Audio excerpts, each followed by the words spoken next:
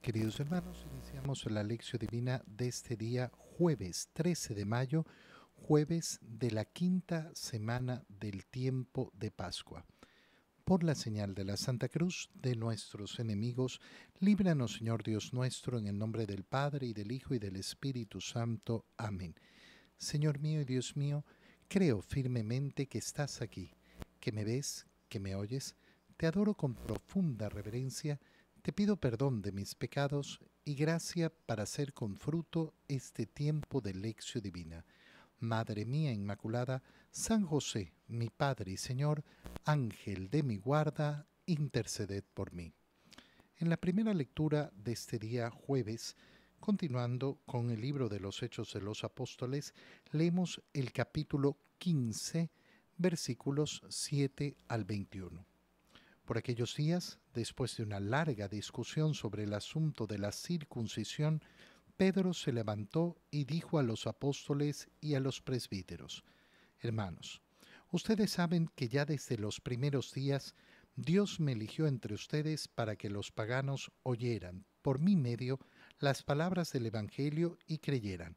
Dios, que conoce los corazones, mostró su aprobación, dándoles el Espíritu Santo igual que a nosotros. No hizo distinción alguna, ya que purificó sus corazones con la fe. ¿Por qué quieren irritar a Dios? Imponiendo sobre los discípulos ese yugo que ni nuestros padres ni nosotros hemos podido soportar. Nosotros creemos que nos salvaremos por la gracia del Señor Jesús del mismo modo que ellos. Toda la asamblea guardó silencio y se pusieron a oír a Bernabé y a Pablo, que contaban las grandes señales y prodigios que Dios había hecho entre los paganos por medio suyo. Cuando terminaron de hablar, Santiago tomó la palabra y dijo: Hermanos, escúchenme.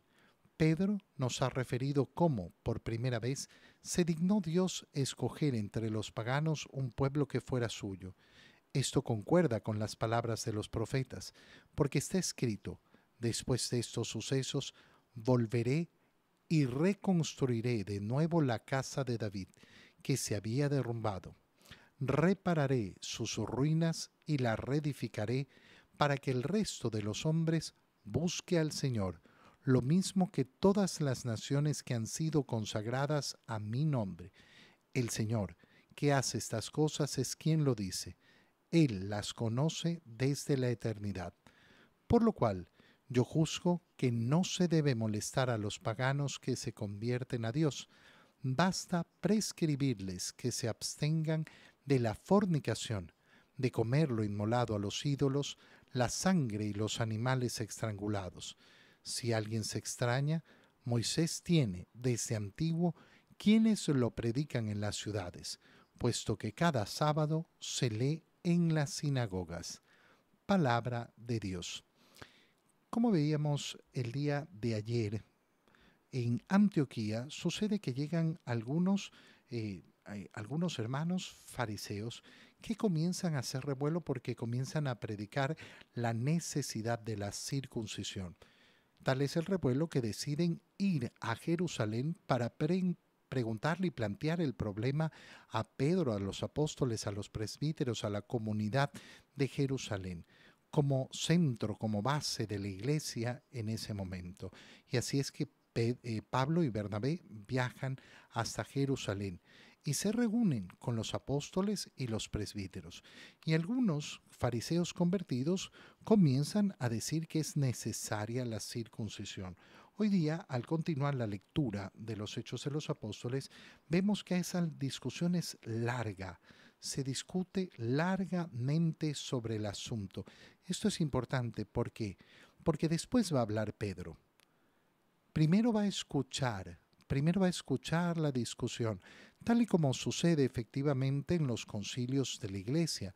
Los padres conciliares discuten, pero después se escucha a Pedro, se escucha al Papa, y no puede haber una decisión del concilio si no es en unión con el Papa, con la aprobación de ese Pedro. Y entonces, después de esta larga discusión sobre la circuncisión, Pedro se levantó. ¿Y qué es lo que dice? Ustedes saben, hermanos, que ya desde los primeros días Dios me eligió entre ustedes, el primado de Pedro. El primado de Pedro. Esto es importantísimo, porque cuando nosotros nos topamos con esas iglesias que no reconocen a Pedro, que no reconocen el papado, tenemos que recordar que esto no puede considerarse como correcto. Ah, bueno, que el papa no importa. No, sí, claro que importa. A Pedro lo eligió el Señor entre los demás apóstoles. ¿Para qué? Para que presidiera. La iglesia es jerárquica. Hoy en día a muchos esto no les gusta. Porque no, la democracia, la democracia. Mira, la democracia se aplica donde se puede aplicar. No toda institución tiene que ser democrática. La democracia no es lo que garantiza la bondad de una institución. Y hay instituciones en las cuales no se puede aplicar la democracia en este mundo.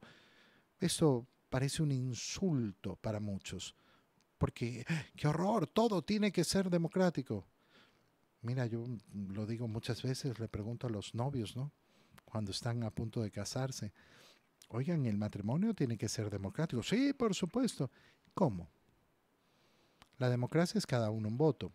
El matrimonio está formado por dos. Uno vota a favor, el otro en contra. Listo. Esa institución está destinada a la ruina. Esta es la razón de la ruina de muchos matrimonios. La razón de la ruina de muchos matrimonios. Entonces, qué bonito ver cómo se discute, cómo se escucha, pero cómo Pedro tiene efectivamente ese lugar porque ha sido elegido por Dios entre los demás. ¿Y para qué? Para que los paganos oyeran por mi medio. Qué bonitas estas palabras, porque son aquellas palabras que nos hacen reflexionar sobre esa mediación que está dada por la misión que cada uno de nosotros tiene. La palabra del Señor no se predica sola, se predica por medio de aquel que ha sido llamada a predicarla, que ha sido efectivamente llamado a predicar esa palabra de Dios. No ha sido predicada por arte de magia la palabra. La palabra ha sido predicada por mi medio. Y esa predicación del Evangelio ha llevado a que creyeran en Dios los paganos, que creyeran en ese Dios que conoce los corazones, que conoce los corazones. No conoce la circuncisión o la no circuncisión, que también la conoce obviamente, pero no es lo que determina, conoce el corazón.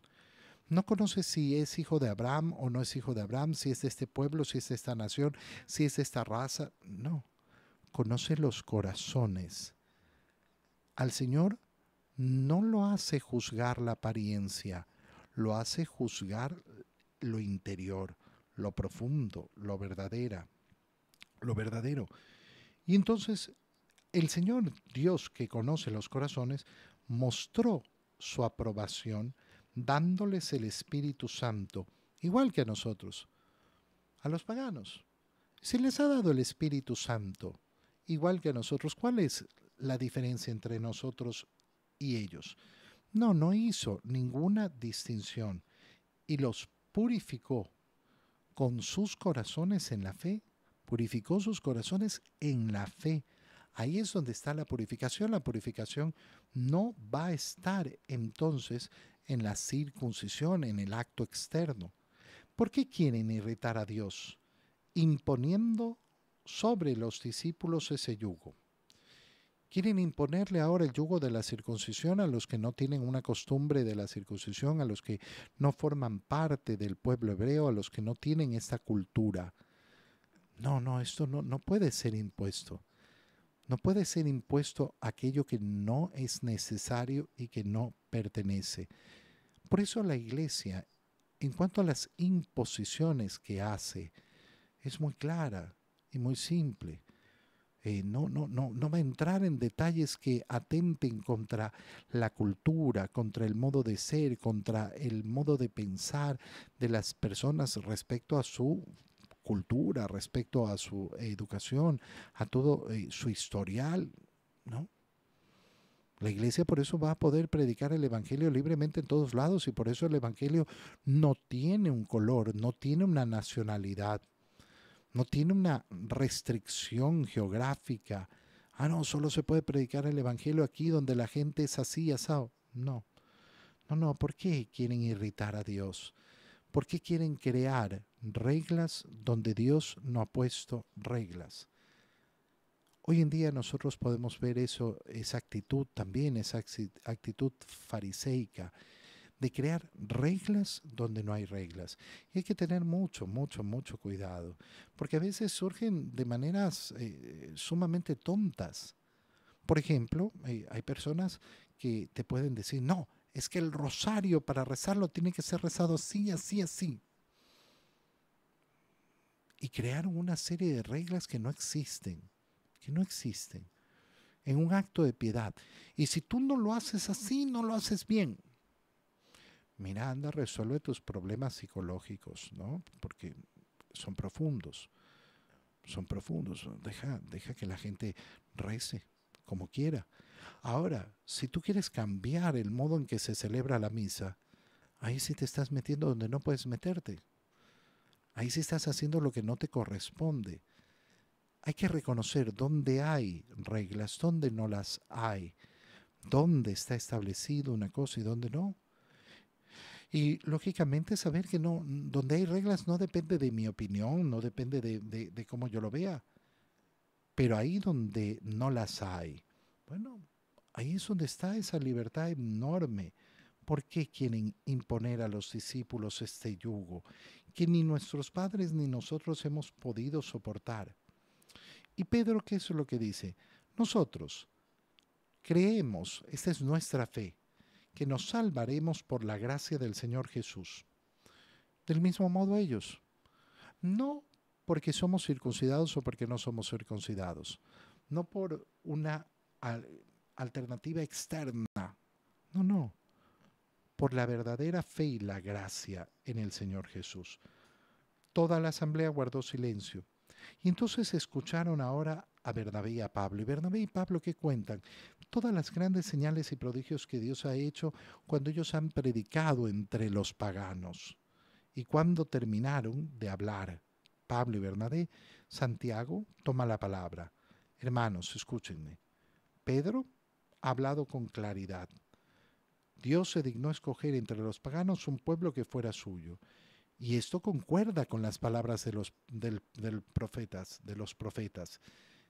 Y por eso dice que reconstruirá Israel, pero de ahí la reedificará para que el resto de los hombres busque al Señor, lo mismo que todas las naciones que han sido consagradas a su nombre. Y el Señor que hace estas cosas es quien lo dice. Y por tanto, yo juzgo que no se debe molestar a los paganos que se convierten a Dios.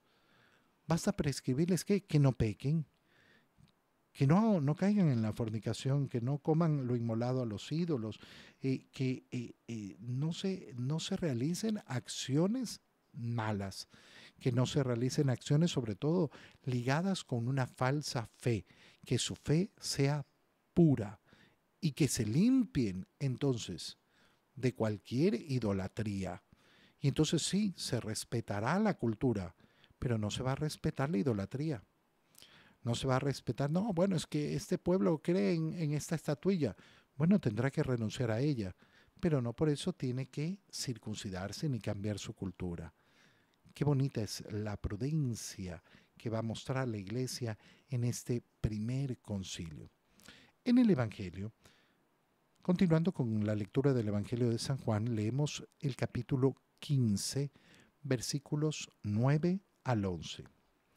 En aquel tiempo Jesús dijo a sus discípulos, como el Padre me ama, así los amo yo. Permanezcan en mi amor. Si cumplen mis mandamientos, permanecen en mi amor, lo mismo que yo cumplo los mandamientos de mi Padre y permanezco en su amor. Les he dicho esto para que mi alegría esté en ustedes y su alegría sea plena. Palabra del Señor. Una lectura preciosa. Recuerda que continuamos en esa gran escena que nos presenta el Evangelio de San Juan de la última cena. Y en esa última cena, continuando con ese discurso que les está dando a sus discípulos después de que Judas ha salido del cenáculo, les dice el Señor: como el Padre me ama, así los amo yo. Pareciera que el Señor repite la misma idea, pero no es que va repitiendo lo mismo, sino que va agregando una profundidad mayor a las palabras, que parten de lo mismo. El Padre y yo somos uno, y como el Padre me ama, así los amo yo. ¿Qué les está diciendo? Miren, lo que están recibiendo con mi amor no es mi amor, es el amor del Padre. Acuérdate lo que hemos leído ayer. Yo soy la vid, ustedes los sarmientos. Permanezcan en mi amor, porque entonces van a dar fruto. Entonces sí van a dar fruto si permanecen en mí. Y ahora lo que nos está haciendo reflexionar el Señor es, miren, esto es una cadena de amor. Como el Padre me ama, así los amo yo. Es la difusión del amor, es la multiplicación del amor. Ese amor que tiene un solo origen. Por eso es que San Juan, el mismo evangelista, en sus cartas va a llegar a decir, Dios es amor. ¿Cómo podemos definir a Dios como amor? Y ese amor no va a ser un sentimiento, sino esas acciones concretas, esa entrega, esa decisión de sacrificarse por el otro, como lo está haciendo el Señor. Así los amo yo. Y la invitación, permanezcan en mi amor. Permanezcan en ese amor. Permanezcan, por tanto, en esa común unión de amor, en esa comunión de amor entre el Padre y el Hijo, a la cual ustedes están invitados a participar, de la cual ustedes están invitados a formar parte. Esta es la grandeza más grande a la cual puede aspirar nuestra vida. Querer efectivamente permanecer en el amor de Dios. ¿Y cómo lo hacemos? Si cumplen mis mandamientos. Así es como permanecen en mi amor. Cumplir los mandamientos no es simplemente un cumplimiento de normas. No es, por tanto, ay, hay que circuncidarse, no hay que circuncidarse, hay que no sé qué, hay que no sé cuánto. Yo cumplo los mandamientos como acto de amor, como acto de amor. Por eso la pregunta, bueno, ¿y qué es obligación?